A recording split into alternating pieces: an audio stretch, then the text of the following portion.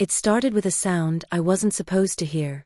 The rain had been falling all night, heavy and relentless, hammering against the roof like it wanted to drown out every sin in this house. I came home early from my business trip, the flight had been delayed, my phone was dead, and all I wanted was a hot shower and silence. Instead, I found the living room light still on, a low hum of voices slipping through the half-closed door. I froze when I recognized them. My husband, Daniel. And my younger sister, Claire. They were laughing, that soft, intimate kind of laughter that shouldn't belong between siblings-in-law.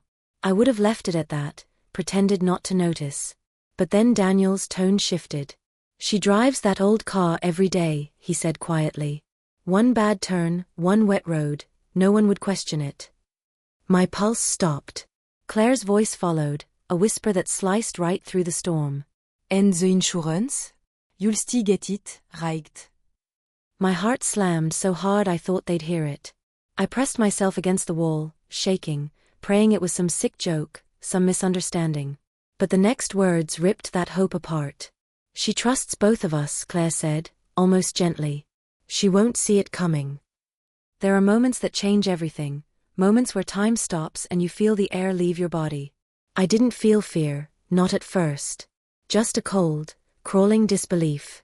My husband. My own sister. Talking about me like I was already gone. I stumbled back before they could see me, clutching the banister as if it could hold up my collapsing world. Upstairs, he sat on the edge of the bed, staring at the rain streaking the window. Every flash of lightning reflected their faces in my mind, the man I'd built a life with, the girl I'd once carried on my shoulders. That was the night I realized love can curdle into something darker than hate. And if I wanted to survive, I'd have to pretend not to know a thing. Because whatever they were planning was already in motion. The night it happened, the rain had already been falling for hours, the kind of rain that feels personal, like the sky's grieving for something it can't name. I'd taken an earlier flight home, a rare stroke of luck, or maybe fate playing a cruel joke. I remember smiling to myself, I parked in the driveway, imagining the surprise on Daniel's face when he walked in. He always said he hated how quiet the house felt without me. Funny how easily I believed him. When I stepped inside, the first thing I noticed wasn't warmth or light, it was tension.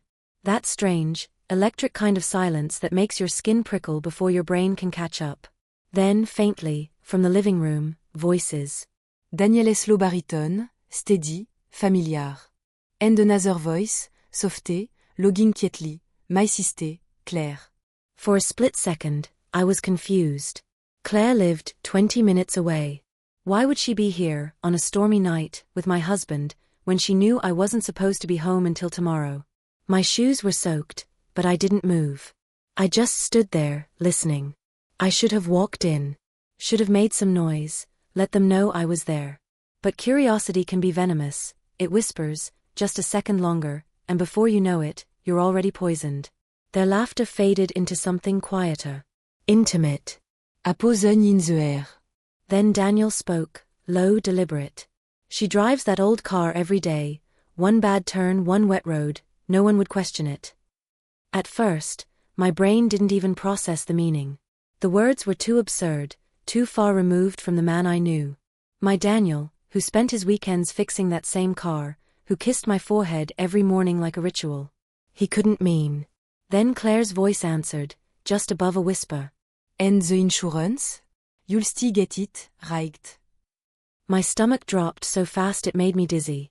I pressed myself against the wall, hand over my mouth, terrified even my breathing would give me away. Daniel exhaled, long and slow. You don't need to worry about that. I've checked everything. It'll look like an accident. That was when the sound in my ears changed, from the murmur of voices to the pounding of my pulse. It was deafening. My fingers went numb. My body wanted to move, but my mind, it refused. I couldn't believe what I was hearing, yet I couldn't stop listening. She trusts both of us, Claire said. She won't see it coming. My vision blurred. The two people I loved most in this world, conspiring like I was a problem to be solved, not a human being. He stumbled back, the floor creaking beneath me. The conversation stopped. For a second, I thought Daniel would open the door. My heart froze. But then, Claire spoke again, voice soft. Did you hear that? A pause. Daniel chuckled. Just the storm. He slipped off my L, holding my breath. I crept up the stair. Every step felt like walking through wet cement, each creak a bullet in the air. I reached the bedroom, shut the door, and leaned against it until the room stopped spinning. The rain hit the window like finge tapping for entry. He sat on the edge of the bed, staring at the reflection of my face in the glass, pale, unfamiliar. The woman staring back at me wasn't a wife anymore, or assistée. She was prey. I don't know how long I sat there before my phone buzzed. A text from Daniel. Still up? PowerS flickering. Might light some candles, make it cozy. Cozy. I nearly laughed, a sharp broken sound that turned into a sob. I typed back, sure. I'm upstairs. Be careful. My hand shook so badly I had to correct 3 typos. When he came up, I pretended to be half asleep.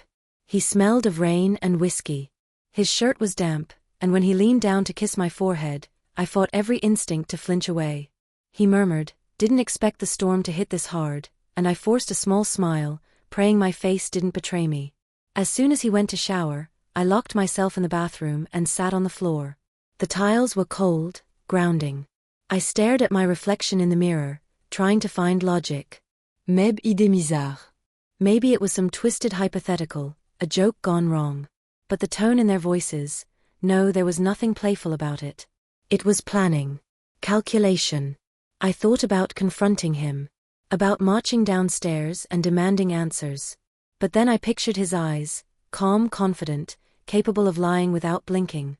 If he could plan my death, what else could he do? The rein grew heavier. Outside, thunder rolled like a warning. I pulled my knees to my chest and whispered to myself, "Stay calm. Think." The next morning, Daniel acted normal, almost too normal. He made coffee, joked about the power outage, even kissed me goodbye before heading to work.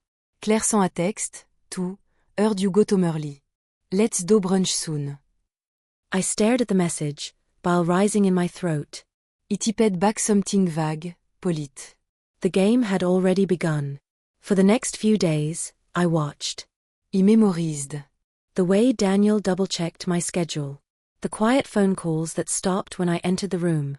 The new lockbox he kept in his study, the one he claimed was for important documents. Every smile, every casual gesture, now looked like choreography. A performance he'd perfected while I played the fool. And yet, I couldn't tell anyone. Who would believe me? My husband and sister are plotting my death, it sounded deranged. So, I started documenting everything. Notes. Times. Snippet of conversation. I even left my phone recording one night while pretending to sleep. Nothing yet, but I could feel it, something was building. Then, on the 5th night, I found something. A piece of paper, slipped beneath the study door when Daniel wasn't home. It was a mechanic's invoice, for my car. Brake line replacement, dated next week. The car I hadn't scheduled for repair. That was when it hit me. The plan wasn't abstract anymore. It had a timeline. Outside, the rain began again, soft, steady, like it was whispering the same truth over and over. They weren't waiting for fate. They were making it. And if I wanted to live, I'd have to destroy their plan before they destroyed me. By morning, the storm had passed, but inside me, it still raged. Daniel stood in the kitchen, humming as he made coffee, like a man who had nothing to hide. The smell of roasted beans filled the air, rich and warm, almost mocking. He looked up, smiled, and said, "Morning, sleepyhead," as though last night's whispers hadn't sliced through the air like knives. I murmured something, I don't even remember what. Every move felt rehearsed, like I'd slipped into someone else's life and didn't know my lines. He handed me a mug, our fingers brushed, and for a split second, I thought about how easy it would be for him to hurt me. The same hands that once held me could end me, and no one would question a thing. "Claire called earlier," he said casually, stirring sugar into his cup. "She might drop by later. You two can catch up." I forced a smile so tight my jaw ached. That sounds nice. He didn't notice.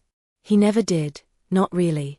He was too confident, too certain of his own performance. The perfect husband. The charming brother-in-law. The man who could look anyone in the eye while plotting something unspeakable. After he left for work, I sat alone in the quiet, staring at the empty mug in my hands. I needed to know if I was losing my mind. Maybe I had misheard. Maybe paranoia was rewriting the memory. But then I remembered that invoice, the one for my car, tucked beneath the study door. A brake replacement I hadn't requested. The proof I didn't want. I went to his study. The lockbox sat in the corner, small, sleek and black, a perfect metaphor for him. I tried the handle. Locked, of course. Mai en trembled, I searched through the desk drawer. Receipts. Business cards. A flash drive. Nothing damning, but everything suddenly felt suspect. I pocketed the flash drive, a small act of rebellion, then closed everything exactly as I found it. The front door creaked open. Claire's voice echoed from the hallway. Hello? Anyone home? My heart slammed into my ribs. I hadn't expected her so soon. I wiped my palms on my jeans and stepped out of the study just as she appeared, wearing that same honey-sweet smile she'd used her whole life to get out of trouble. Hey stranger, she said, arms open for a hug. For a heartbeat, he froze. Then I stepped forward and embraced her. She smelled of lavender and deceit. We sat in the living room, sipping tea. She talked, about work, about her new boyfriend, about how Daniel had helped her with her taxes. Every sentence was perfectly normal. Every smile perfectly placed. But I could see it now, the mask. The tiny pauses between words, the dart of her eyes toward the window, the way her fingers fidgeted with her ring. I wanted to scream at her. I wanted to grab her shoulders and demand the truth. But I didn't. Not yet. Instead, I said softly, Claire, do you ever feel like people wear masks? That sometimes, the person you think you know isn't who they really are. She laughed, that light breathy sound that always carried a hint of mockery. Oh, comment. That's deep, even for you. But for just a second, one fleeting second, her smile faltered. And that tiny crack in her expression told me everything I needed to know. That night, after she left, I plugged the flash drive into my laptop. My fingers hovered over the keyboard as the folders loaded, work documents, spreadsheets, nothing unusual. But buried deep inside a folder labeled Client Files, there was one called C. Morgan. My maiden name. He clicked it open. Inside were scanned documents, my insurance policy, my signature, forms I didn't remember signing. He scrolled fasté, my heart beat loud in my ear. Then a note, policy beneficiary updated, 100% to Daniel L. Bennett. The date of the change was 3 weeks ago. The same week Daniel convinced me to let him handle the paperwork. I couldn't breathe. The walls felt like they were closing in. I backed away from the desk and pressed a hand to my mouth. My marriage had been a lie. Every I love you, every I'll take care of you, all of it had been groundwork for this. And Claire, how deep was she in it? What did she gain? I opened my phone and searched our texts, looking for something, anything, that would make sense of it. But all I saw were cheerful messages, sisterly emojis, brunch plans. Lies wearing the skin of love. I deleted nothing. Instead, I started backing everything up, the files, the texts, even a few recorded voicemails. I wasn't ready to go to the police yet. Not without proof of intent. But I knew I had to act soon. Then, around midnight, my phone buzzed. A message from an unknown number. You shouldn't have looked through his things. I froze. No name. Just those 8 words, glowing against the dark screen. My briskoked in my troa.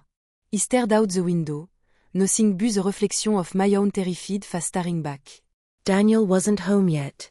Or at least, that's what I thought. Until I heard footsteps in the hallway. Slow.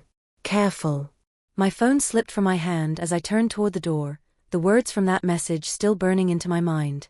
That was the night I realized the masks weren't just theirs. I'd have to wear one too, to smile, to play dumb, to pretend nothing had changed. Because if they suspected I knew the truth, the next accident might not need the rain. I thought it was over that night. That the sirens would wash everything clean, the lies, the danger, the whispered plans. But evil doesn't dissolve so easily. It lingers, hiding in the walls, in the smell of his cologne still clinging to my pillow. When the police took Daniel away, I expected relief to come flooding in. Instead, the house turned on me. Every creak felt like a memory waking up, every shadow whispered his name. Even with locks changed and alarms installed, I felt watched. Followed. The danger wasn't gone, it had just changed shape. The next morning, Detective Harris returned for a follow-up. A broad man with patient eyes, the kind that looked like they'd seen too much but still hoped for decency. He laid photos across the kitchen table, tools, bolts, the loosened rail. "We found enough to press charges," he said. "You did the right thing calling us." But when he gathered the photos, he paused. "There's something else." He slid one last picture toward me, a blurry figure at the edge of my backyard camera, taken at 3:17 a.m. The outline was unmistakable. Claire. Standing under the oak tree, staring up at my window. My throat closed. She was released? On bail, Harris confirmed. Claims she was manipulated by your husband. Says she was just scared. Scared people don't stalk your house in the middle of the night, I whispered. He didn't disagree. He just told me to keep the doors locked, to call if anything happened. Then he left, and I was alone again, the clock ticking too loud, the rain tapping its slow, relentless rhythm against the glass. That evening, I found an envelope slipped under the door. My name written in Claire's looping script. Inside, a single line on paper, smudged by water or tears. You don't understand. It wasn't supposed to be you. I stared at those words until my vision blurred. What did that even mean? Not supposed to be me? Who else could it have been? I tore through the house, searching for anything that might explain, letters, receipts, hidden files. And then, inside Daniel's office, I found it, a folder labeled simply Policy B. Inside were copies of insurance forms, not in my name, but Claire's. And next to them, a notarized will. His. Daniel had made her his primary beneficiary. Suddenly, everything twisted into a grotesque new shape. Maybe they hadn't planned my accident first. Maybe they'd planned hers, and when I overheard, when I started asking questions, I became the liability. The replacement. It hit me like ice down my spine. I was never the original target. I was just the contingency. I called Detective Harris immediately, my hand shaking so violently I almost dropped the phone. You need to look into his accounts, I said. There's another policy. Another plan. He promised to send someone over. But before they arrived, my power cut out. Every light in the house blinked and died, leaving only the faint flicker of stormlight through the windows. The hum of the refrigerator faded into silence. Then, footsteps. Slow, deliberate, coming from the back door. He froze, listening. The alarm hadn't gone off. That meant whoever it was had a key. A voice drifted through the darkness, hoarse, trembling, familiar. Anna, we need to talk. Claire. Her shadow appeared in the hallway, soaked from the rain, mascara bleeding down her cheeks. She looked less like a villain and more like someone halfway through a nightmare. I didn't come to hurt you, she whispered. Please. Just let me explain. I didn't lower the kitchen knife. You planned to kill me. Her head shook violently. Daniel planned everything. He said it would look like an accident, that you'd be gone before anyone knew. But then he changed it. He wanted me dead too. You were never supposed to hear that night. My grip tightened. Why come here? Because, she sobbed, he's not in custody anymore. The world went still. What? They said he escaped during transfer. He called me, said he's coming here. Said he's finishing it himself. Before I could react, a sound split the air, glass shattering at the back window. The storm outside roared, wind whipping through the open frame. And I knew, the trap wasn't in the bridge, or the car, or the insurance. The trap was the home itself. The place est knew he'd run back to. The place he built with me, for me, and now against me. The moment that window shattered, everything inside me reverted tout pur instinct. I grabbed Claire's wrist and dragged her toward the front hallway, my pulse slamming in my ears like a drum. Basement, he said, now. We stumbled down the steps, just as thunder cracked overhead. The whole house groaned like it remembered too much. Claire was shaking uncontrollably, clutching her phone, trying to dial, but her fingers were slick with rain and fear. I yanked the emergency flashlight off the wall and flicked it on. The beam cut across the concrete walls, catching a single detail that made my stomach turn: Daniel's old tool bench. The same one that had held the bolts and wrenches, now listed as evidence. Except half of them were still here. He'd been back. I turned to Claire.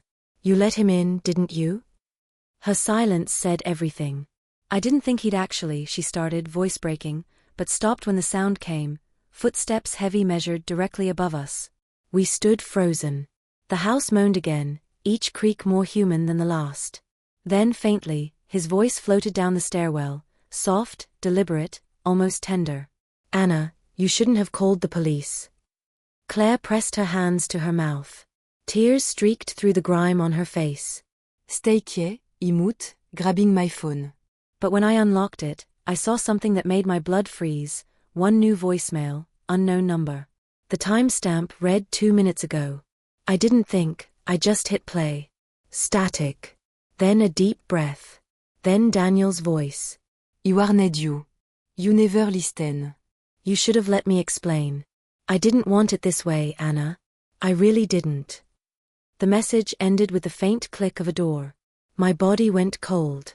That voicemail wasn't from 2 minutes ago, it was live. He was calling from inside the house. I ended the playback and pressed 911. The operator picked up, calm and detached, but my voice came out in gasps. "My husband escaped police custody. He's in my house right now. Please, please send someone. He's dangerous." They told me to stay on the line, to hide, to stay quiet. But Daniel's voice was getting closer. "You think he'd let you ruin everything we built? You think he'd let you take it away?" I motioned to Claire to move toward the back exit. She shook her head. "He'll see us." "Then we wait," I said. Except Daniel didn't come down the stairs. Instead he started talking, low rambling pacing, as if the air itself were his confessional. "I didn't want to kill you. You made me do it. You and your endless questions, your paranoia, he stopped mid-sentence. A heavy pause. Then quieter, "You're not alone down there, are you?" Claire whimpered. I grabbed the hammer from the bench, gripping it so tight my knuckles burned. The flashlight flickered. Then, a metallic clang from the basement door, the sound of the latch turning. "Anna," Daniel said softly, "open the door." "Let's talk. I just want to fix this." Fix this. The same words he'd used before he loosened the bolts on the bridge. The line with 911 went dead. Then another sound cut through the dark, the faint hum of Claire's phone. She'd finally managed to call someone. Her eyes widened. "It's Detective Harris," she mouthed. I grabbed the phone and whispered, "He's here. He's inside." "Stay hidden," Harris said. "Units are 2 minutes away. Do not engage." 2 minutes. But the door was already creaking open. The beam of the flashlight caught Daniel's face first, drenched in rain, streaked with dirt, eyes wild and hollow. He looked less like a man and more like the ghost of the man I once loved. "Why'd you do this to me, Anna?" he whispered. "He loved you. I built this life for us. For you." He raised the hammer, maille en trembling. "You built Ali." He stepped forward. "And you believed it." Then, sirens. They started faint, distant, like a prayer fighting through a storm. Daniel's eyes flicked towards the sound. He hesitated, that single heartbeat of hesitation that saves or ends a life. I took it. The hammer came down with every ounce of fury, betrayal, and grief I'd been holding. He stumbled, dazed, but still moved, still tried to reach for me. "Anna." Harris's voice thundered through a bullhorn outside. "Step away." And for the first time, Daniel looked afraid. Truly afraid. He dropped to his knees. The police flooded in, shouting commands, lights slicing through the dark. When it was over, when they led him out cuffed, bleeding, silent, I didn't feel relief. Just an empty ache. Harris croushed buzzed me. "You're safe now," he said. But even then, even as the storm quieted outside, I knew that wasn't true. Because as the officers swept the house, one called out. "Detective, there's another door in the basement. Hidden behind the panel." A new chill went through me. Claire stared at me, eyes wide with terror. He told me that's where he kept his plans. Harris turned toward me slowly. "Plans for what?" But I already knew. Because Daniel didn't build traps by accident. He built them to last. The moment Harris spoke those words, he built them to last, the air in the room seemed to turn to glass. Brittle, cold, ready to shatter with the slightest breath. I remember standing there, barefoot on the cracked basement floor, listening to the storm fade into a whisper outside. And I remember thinking, this wasn't over. The next morning, the house looked almost peaceful, the kind of calm that feels wrong after chaos. The flashing red and blue lights were gone. The police tap fluttered in the downwind. But everywhere I turned, I saw traces of him, Daniel. His coffee mug on the counter. His coat draped over the chair. The faint indentation of his handprint on the banister, where he'd once paused to kiss me goodnight. Harris came back around 8 a.m. His face was tight, unreadable. He carried a folder under his arm. You should sit down, Anna. I didn't. Tell me. He exhaled. We went through the hidden door. There was a secondary room behind the panel. He'd soundproofed it. My stomach twisted. For what? Harris slid a photo onto the table. The image showed a small windowless room, cinder block walls, a single chair bolted to the floor, and stacks of notebooks. Dozens of them. They're filled with details, Harris said quietly. Plans. Timelines. Things et des donnes. People he'd watched. My fingers trembled, I flipped one open. The first page read, Control is everything. They only love you when they fear losing you. I felt sick. Anna, Harris continued carefully, one of the notebooks was about you. And your sister. I froze. What? He kept records, conversations, calls, movements. He knew things about both of you no one should know. I swallowed hard. Why? What did he want from her? That's what we're trying to piece together. But based on what we've found so far, it looks like she was helping him. The room spun. Helping him with what? Harris hesitated, then placed another photograph on the table. It showed a series of receipts, forged signatures, fake names, all connected to an offshore account. In the months before his arrest, Harris said, money started disappearing from your father's estate. Hundreds of thousands. He couldn't have done it alone. I stared at the image. The realization came slowly, like a tide swallowing the shore. She wanted me gone, he whispered. So they could take everything. Harris didn't answer. He didn't have to. That afternoon, after he left, I walked through the ruins of my own home. Every corner criait en écho. Every photograph felt like a lie. But it was in the basement, the same place where Daniel had nearly ended everything, that I found the final piece. Behind the tool bench, tucked inside the hollow of the wall, was a single sealed envelope. My name on the front, in his handwriting. I stared at it for what felt like hours before opening it. Inside, a letter. Anna. If you're reading this, it means you finally saw me for what I am. Or maybe for what you made me. I never meant to hurt you. But love, real love, can't survive lies. You lied first. You lied about what happened that night by the lake. About your father. About her. You think I didn't know? I know everything. The word blurred à my vision swam. That night. The lake. My father. My briscote. When my father died, they said it was an accident, that he slipped and hit his head on the dock. But Daniel had always hinted otherwise, whispering things late at night when he thought I was asleep. Things about my sister, about inheritance, about secrets buried under water and silence. And now, reading those words, I realized he might not have been lying. The doorbell rang. I jumped, heart hammering. Through the window, I saw my sister standing on the porch, pale, drenched in morning rain. For a long moment, neither of us moved. Then she lifted her hand, not to knock, but to hold up something. A small black notebook. I opened the door, my voice trembling. Where did you get that? Her eyes glistened with tears. From his storage unit, she said hoarsely. He left one more thing. For both of us. She stepped inside, closed the door, and set the notebook on the table beside Daniel's letter. The cover was worn, the spine cracked, but across the front was a single phrase written in his sharp, deliberate handwriting. The truth you buried will surface. We sat in silence for a long time, staring at that book. I didn't want to open it. She didn't either. But we both knew we would. Eventually. Because if Daniel taught us anything, it's that secrets never stay buried, not in families, not in marriages, not even in the graves we think we've left behind. That night, as I sat alone in what used to be our bedroom, the wind pressed against the windows again. The storm had passed, but the house still felt restless, unsettled. Like it was waiting. I picked up the notebook. Opened it. Inside were two names, mine and hers, underlined in red ink.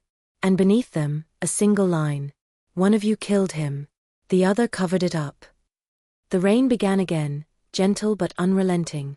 And for the first time, I wasn't sure which truth terrified me more, the one Daniel left behind, or the one I'd always known deep down.